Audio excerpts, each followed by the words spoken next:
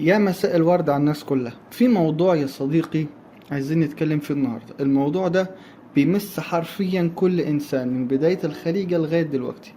بيمس كل إنسان في كل بلد وفي كل كمان فئة عمرية، بالذات فترة المراهقة والشباب، ألا وهو الجنس أو البورن أو الخيال. واللي احنا بنشوفه يعني زمان كان يختلف الجنس وطريقة عرضه وطريقة عمله عن دلوقتي.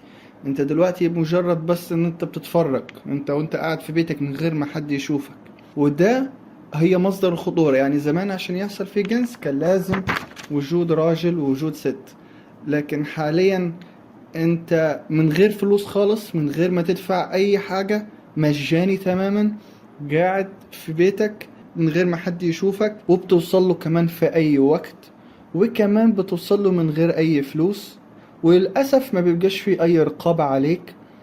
فالموضوع في منتهى السهولة، يعني ان انت توصل للبورن، فدي مشكلته. فالسهولة بتزود انتشاره وبتزود تأثيره علينا. يعني أي نوع من أنواع المخدرات أو الإدمان صعب جدا بسبب الحكومة، بسبب الناس اللي حواليك، بسبب الأسعار، بسبب الوالدين، بسبب الدين، بسبب القوانين. لكن حاجة زي كده انت محدش شايفك ولا حد انت عارف بتعمل ايه، وكمان زي ما أنا قلت مجاني تمام. فالنهاردة ضيف الحلقة هنسأله شوية أسئلة، وهو راجل ذو علم وذو خبرة في الحياة، وإن شاء الله كلنا نستفيد بعلمه.